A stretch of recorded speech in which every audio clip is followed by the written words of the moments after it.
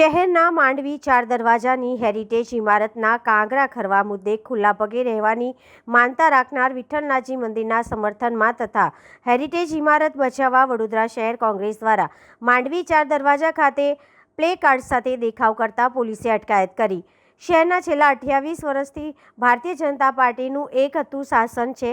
અહીં દર તહેવારો પર પ્રશાસન દ્વારા શહેરની હેરિટેજ ઇમારતો પર રોશની લાઇટિંગ કરવામાં તો આવે છે, પરંતુ ઐતિહાસિક ઇમારતોની જાળવણી અને નિભાવણી મુદ્દે તંત્ર ગંભીર નથી, જેના કારણે આજે લહેરીપુરા દરવાજો હોય કે પછી તાંબેડકરવાડાની ઐતિહાસિક ઇમારત હોય તેની અવદશા જોવા મળી રહી છે। ત્યારબાદ હવે માંડવી 4 દરવાજેની ઐતિહાસિક ગાયકવાડી શાસન સમયની ઇમારતના પિલ્લરના કાંગરા અચાનક ખરવા લાગ્યા છે।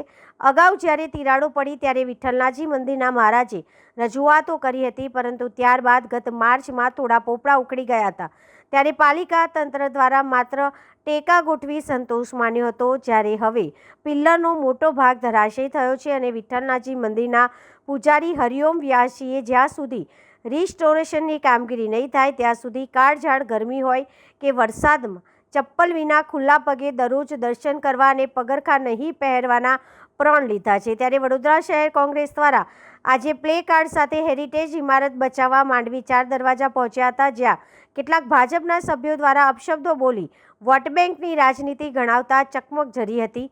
સાથે જ પોલીસ દ્વારા અહીં કોંગ્રેસના નેતાઓ અને કાર્યકરોની અટકાયત કરવામાં આવી હતી। અત્રે ઉલ્લેખનીય છે કે રાજવી પરિવારે પણ વડોદરા પાછું આપો તેવી ટકોર કરવી પડી, છતાંય તંત્ર દ્વારા હેરિટેજ ઇમારતોની જાળવણી કરવામાં આવી નથી। ફક્ત વિકાસના નામે ફ્લાયઓવર, બ્રિજ અને અન્ય ખર્ચાઓ કરવામાં આવે છે, જેના કારણે ગાયકવાડી શાસન સમયની ઐતિહાસિક ધરોહર સમી ઇમારતો અને જૂની ઓળખ ધીમે ધીમે લુપ્ત થવા બેઠી છે।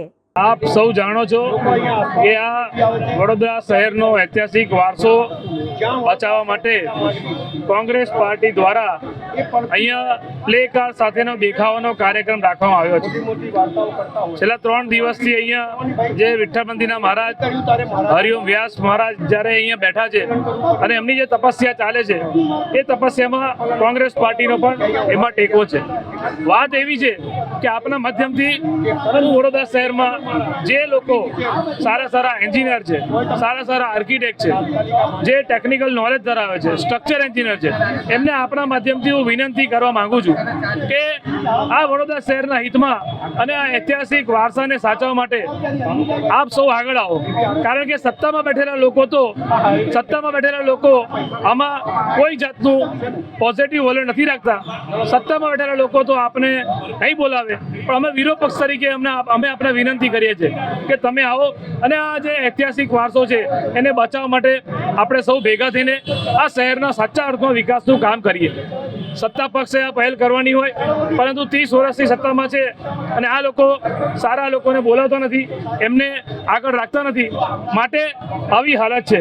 તો આપના માધ્યમથી હું સારા જે ટેકનિકલ નોલેજ ધરાવનારા લોકો છે, એન્જિનિયર, આર્કિટેક્ટ બધા આવે અને વડોદરા શહેરમાં આપણે એક પહેલ કરીએ અને વડોદરા શહેરમાં આ જે ઐતિહાસિક વારસો જે આપણને આપેલો છે, અમે માંડવી તો બહુ જૂનું અને 4 દરવાજામાં લહેરીપુરા દરવાજા હોય કે ન્યાય મંદિર હોય, આ બધો વારસો સાચવવા માટે વડોદરા શહેરના નગરજનો જે સારા નોલેજ ધરાવનારા લોકો આગળ આવે એવી આપના માધ્યમથી હું વિનંતી કરું છું। આજે પાલિકાના કમિશનરને વિનંતી કરીએ કે વડોદરા શહેરનો સાચા અર્થમાં વિકાસ કરજો। બાકી તમે જુઓ કે બીજેપીના નેતાઓ અમે શાંતિથી ઊભા છે, તો આ ભાજપના નેતાઓના કહેતી પોલીસ આવી ગઈ। આ પોલીસ ડ્રગ્સ ન વેચનારા નહીં પકડે, દારૂ વેચનારા નહીં પકડે, પણ આ પોલીસ કોંગ્રેસ પાર્ટી સામે બહાદુરી બતાવશે। અમે સૌ સાક્ષી છો, અમે કોઈ ટ્રાફિક જામ નથી કર્યો, અમે બહાર પણ નથી નીકળ્યા, અમે અહીંયા 4 દરવાજાની ઇમારત શું અહીંયા ઉભા રહ્યો ગુનો છે? હું પણ મેલડી માતાજીનું દર્શન કરવા આવ્યો છું, હું પણ માતાજીનો ભક્ત છું, તો આપણે પોલીસ અમને પકડશે? એટલે આ પોલીસ ગુનેગારોને નહીં પકડે। વડોદરા શહેરમાં દિવસે ગુના વધતા જાય, ડ્રગ્સના આરોપીઓ ખુલ્લેઆમ યમરાજ બનીને નીકળે, લોકોને મારી કાઢે અને એ આરોપીને તમે સરકારી જમાની જેમ સુવિધા આપો। ડ્રગ્સ વેચનારાને ના પકડો, દારૂ વેચનારાને ના પકડો, પરંતુ કોંગ્રેસ પાર્ટી જ્યારે વડોદરા શહેરના સાચા વિષય પર અમે લડીએ કે આંદોલન કરીએ, અને અમારું આંદોલન તમે જુઓ કે શાંતિપૂર્ણ છે, અમે કોઈ રોડ પર નથી ગયા, અમે કોઈ ટ્રાફિક જામ નથી કર્યો। ગાંધીજી માર્ગે આજે હરિઓમભાઈ વ્યાસ મહારાજ બધા બેઠા છે, એમને ટેકા મટાયા છે। પણ ભાજપના નેતાઓને જાતે તો કામ કરવું નથી અને વિરોધ પક્ષને કામ કરવા દેવું નથી. પોલીસને આગળ કરીને આ પોલીસના મિત્રો અમારી સામે શું બહાદુરી બતાવો છો? તમે દબાણના નામે ગરીબોને લારી ગલ્લા ઉઠાઈને બહાદુરી બતાવો, તમે વિરોધ પ્રદર્શન કચવાનો પ્રયત્ન કરો.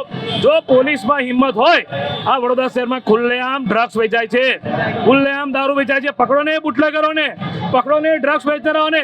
કઈ બહાદુરી નહીં બતાવે, કોંગ્રેસ પાર્ટી પર બહાદુરી બતાવશે. અમારો જે આ વિષય છે આ શાંતિપૂર્ણ પ્લે કાર્ડ સાથેનો દેખાવ છે. શહેરના હિતની વાત કરીએ છીએ, શહેરના વિકાસની વાત કરીએ છીએ, તો પોલીસના પેટમાં કેમ દુખે છે? પોલીસ એમનું કામ કરે. પોલીસનું કામ શું છે? એ ગુનો રોકવાનું, કાયદો અને વ્યવસ્થા સાચવવાનું. ત્યારે આ પોલીસ જે કાયદો વ્યવસ્થા સાચવવાની જગ્યાએ કોંગ્રેસ પાર્ટી અમને શાંતિપૂર્ણ દેખાવ કરીએ છીએ તો અમને પકડવાની વાત કરે છે. અરે મને તમે ભાઈ જો તમે આ સયાજીરાવ ગાયકવાડની હેરિટેજ ઇમારત છે. હવે હેરિટેજ ઇમારતના પોપડા ખરતા હોય, એક મહંત દુઃખી થઈને અહીંયા આટલા આકરા ઉનાળામાં એ ચંપલ વગર ટેક લેતા હોય ફરવાની, આના સપોર્ટમાં જ્યારે કોંગ્રેસ પક્ષ એક માણસાઈની દ્રષ્ટિએ, એક આધ્યાત્મિક દ્રષ્ટિએ અને એક નગર ઇમારતને બચાવવાની દ્રષ્ટિથી આગળ આવતી હોય, ત્યારે આ ભારતીય જનતા પાર્ટીના કાર્યકરો અહીંયા આવીને ગાળો બોલે છે. અહીંયા માતાજીના આરાધ્ય દેવીના મંદિર છે, આ મંદિરના ધામમાં ઊભા રહીને ગાળો બોલે છે અને એવું કહે છે કે તમે અહીંયાથી જતા રહો, તમે ચૂંટણી આવી એટલે આવે. તો તમે ચૂંટણી આવી એટલે ટિકિટો લેવા માટે અહીંયા આવો છો અને તમારામાં તાકાત હોય તો કોઈને આંદોલન કરવાની કેમ જરૂર પડે?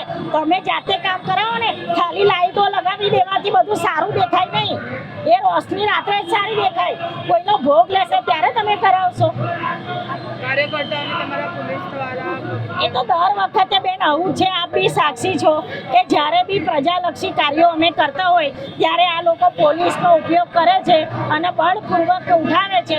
પરમિશન લઈને કાર્ય કરતા હોય અને આ હેરિટેજ ઇમારતના આચરવામાં પરમિશન લેવાની જરૂર પણ ના હોય.